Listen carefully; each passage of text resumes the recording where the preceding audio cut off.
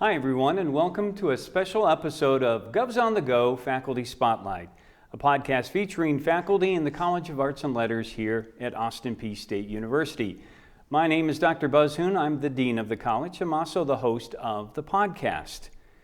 In this episode, we have two special guests to talk with, Dr. Sharon Mabry, Professor Emerita from the Department of Music, and the new Woodward Library Director, Dr. Martina Malvasi. We have a reason for this special edition that ties everything together, at least I hope so.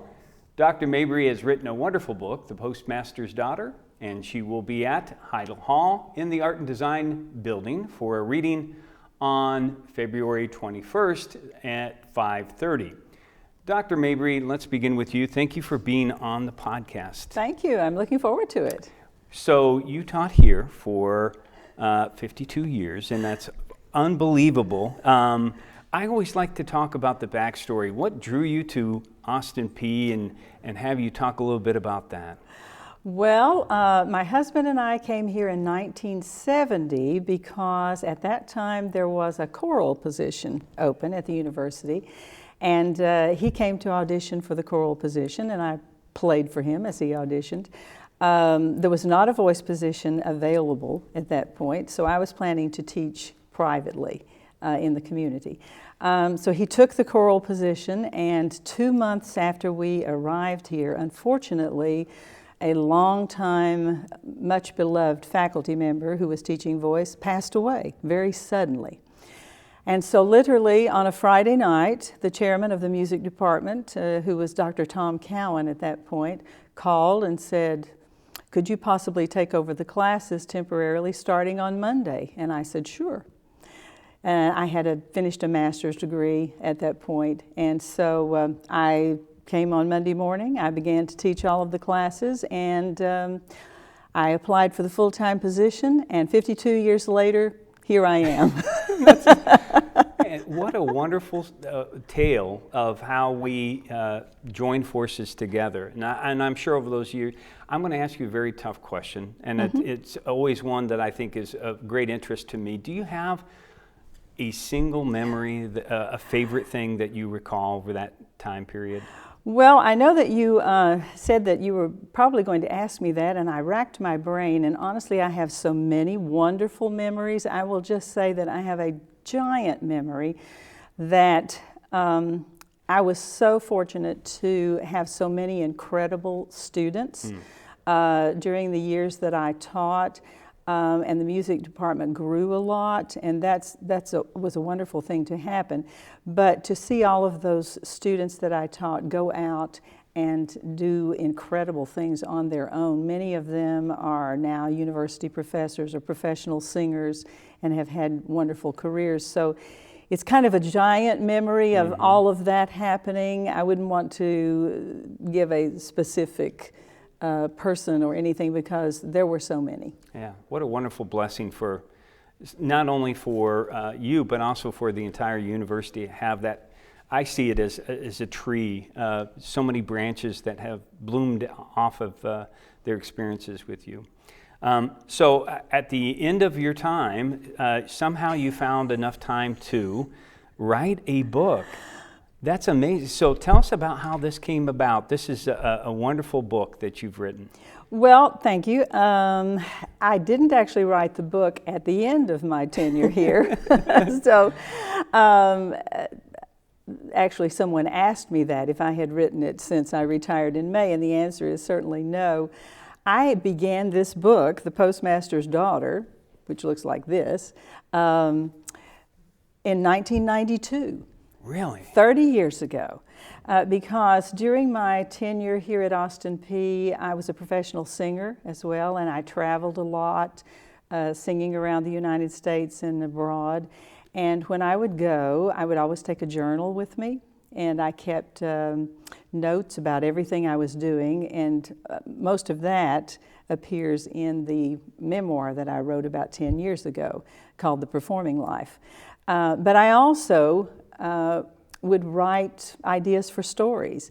And I remember in 1992 when my accompanist and I were on a tour of concerts in Virginia, and we were staying at the Martha Washington Inn in Abington, Virginia. We were going to be doing a concert at a nearby university. And I was writing the first chapter of this book.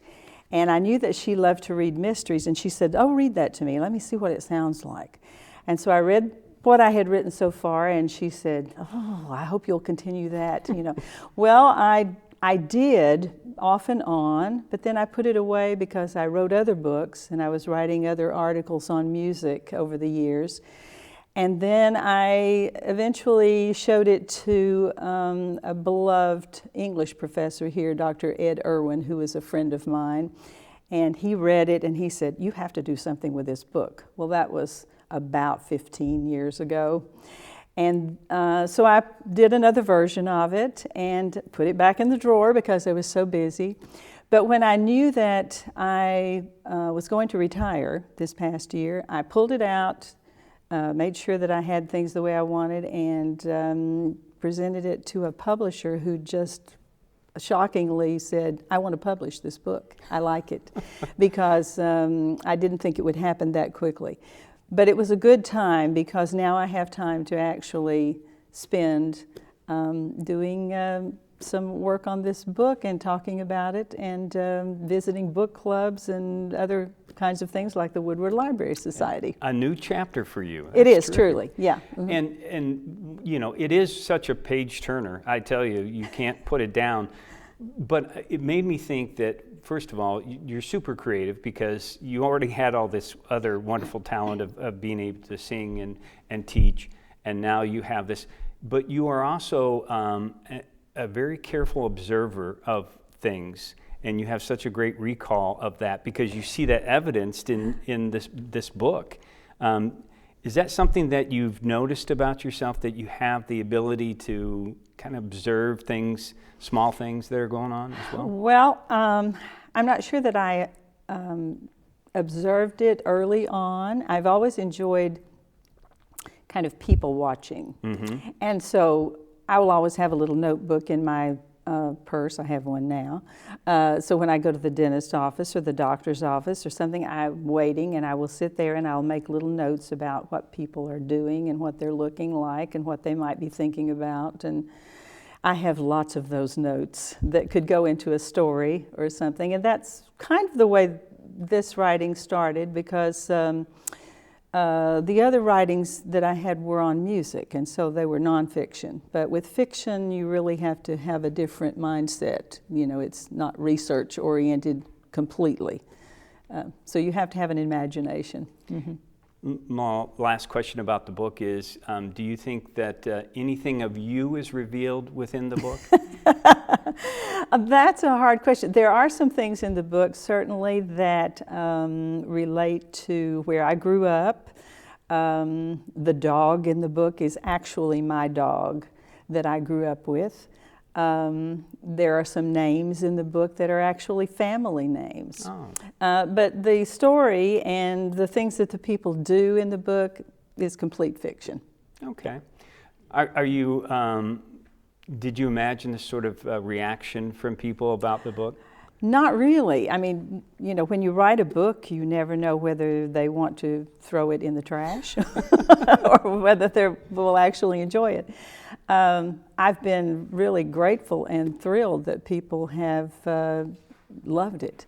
I've had lots of notes from people or emails from people who've read it, and it's terrific to see the response. Well, that's wonderful.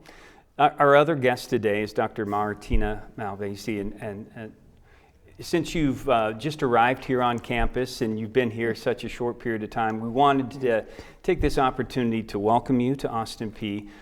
Let's talk a little bit about your background and how you came to Clarksville. Thank you very much for having me. This is an honor. I have been here a month, and it's been fantastic. I've always been in love with Tennessee and have wanted to live here for a long time. So I came about the roundabout way from Ohio to Pennsylvania to North Dakota to South Carolina and then finally to Tennessee. I think what attracted me to Austin Peay was it's the perfect size. Like it has a great number of students and majors, and from what I've read before I came on my interview, it was an engaging, alive community that it belonged to. So that's what attracted me to Austin Peay and getting back into the library, because I have been in the library for my entire career except for the last 2.5 years, and I missed it so much. I felt not complete. I felt like a little bit disorganized in my life because I wasn't involved in a library as a profession. So when the opportunity, when I saw the opportunity to become the director of the library, I was like, okay, I'm going to go for it. I'm going to do this, and it happened. So I'm thrilled. And you can tell we're people rich here at Austin Peay. Yes. And so it makes a big difference in what goes on within not only the campus, but also the connection to the community, which I think is something I've been really, I found to be a great part of our story as well. What kind of plans do you have for the library? What kind of things can people see in terms of the next year or two? I think we want to be more partner-oriented with not only on campus but off campus as well, and we want to remain the heart of the university because we basically touch every life that comes through here, and so we want to make that impactful, and we want to make sure that students are really understand what research is all about and become information literate. I think that's really what our goal is to make sure that they understand not every piece of information is good information. And you know, and you and I have, when we met, I shared with you that every time I go to the library, I see so many happily engaged studying students. And how do you help communicate that to the student body, that this is a welcoming place, a place that they can come and enrich their educational lives? I'm sure that might be one of the biggest tasks that you have in front of you. Yes. I would have to give credit to the faculty and staff that are already there because they make the environment so welcoming. They do. I walked around the building the very first day classes start, and there were students in there that had books that were open, and they were taking notes and studying, and I was like, on the first day, this is awesome.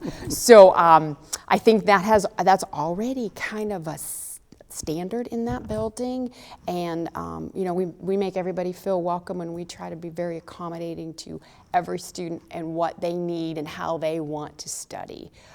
So we have individual places to, you know, go and study in peace. We have group study rooms, and we're trying to expand on that so that students feel very comfortable being in the building, and we have the equipment and the foundation for them to really be academically successsul. Well, that's terrific. And I just want to, again, thank you both for being on today's program. I know that there's a tie for me, at least, that certainly we have this great opportunity not only to talk a little bit about the book, but also introduce you to the public. And, you know, Dr. Malvasi, you don't have to be here 52 years to be, but we certainly hope you have a long tenure with the university. Thank you. And thanks to all our viewers and listeners out there for joining us in this special edition. We will continue to profile some of the outstanding professors we have in the College of Arts and Letters here at Austin Peay State University. So until next time, stay safe, take care, and God bless.